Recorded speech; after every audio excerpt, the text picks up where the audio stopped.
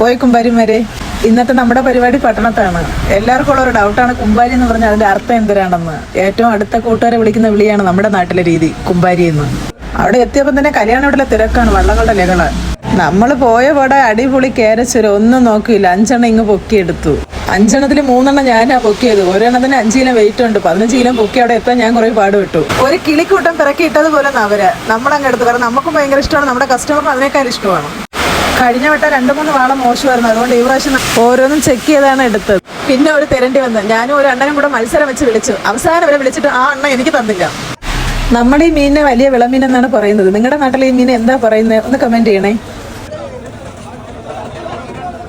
പിന്നെ ഈ പൈന്തി, ഇത് കട്ട് ചെയ്യുന്ന കാണാൻ തന്നെ ഒരു സ്റ്റൈലാണ്. എനിക്കാണെങ്കിൽ ഭയങ്കര ഇഷ്ടമാണ് നോക്കി നിൽക്കാൻ. കാരണം കട്ട് ചെയ്യുന്നവർക്കറിയാം, അതിൻ്റെ ഒരു സ്റ്റൈലാണത് കാണാൻ തന്നെ. ഹമൂർ പോലത്തെ ഒരു മീന് പറ്റും, പക്ഷെ അതല്ല. അത് നെമ്മീന് ലേലം നമുക്ക് കിട്ടാറില്ല, കാരണം പലപ്പോഴും അത് നല്ല വിലയ്ക്കാണ് പോകുന്നത്. ഇന്നത്തെ മീൻ നല്ല പച്ച മീനായിരുന്നു, അതുകൊണ്ട് ഞാൻ വിടാൻ തയ്യാറല്ലായിരുന്നു. ഇത് നമ്മുടെ പേജ് ഫോളോ ചെയ്യുന്നൊരു കുട്ടി മത്സ്യത്തൊഴിലാളി. ഇവനാണ് ഇന്നത്തെ ഹൈലൈറ്റ്. തറയിൽ കിടന്ന് നിലവിളിച്ചവനെ ഞാൻ മോഹവില കൊടുത്ത് കയ്യിലെടുത്തു. ഐസ് പെട്ടിയിൽ ഇടുമ്പോഴും ഒരു സങ്കടം ഉണ്ടായിരുന്നു, പക്ഷെ പൈസ കൊടുത്ത് മേടിച്ചത് കൊണ്ട് ഞാനതങ്ങ് മറന്നു.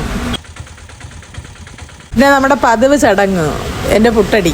നല്ല അടിപൊളി ഇടിയപ്പവും ബീഫ് ഫ്രൈയും. നാട്ടിലെത്താൻ 1.5 മണിക്കൂർ ഓട്ടോ ഉണ്ട്. ഇതിൻ്റെ ഇടയിൽ ഓട്ടോയുടെ ബാക്കിൽ ഫുഡ് അടിക്കാൻ നല്ല സുഖമാണ്. വീഡിയോ ഇഷ്ടപ്പെട്ട ലൈക്ക്, ഷെയർ, കമൻറ്റ് ചെയ്യാൻ ഒരു മടിയും കാണിക്കല്ലേ കുമ്പാരിമാരെ.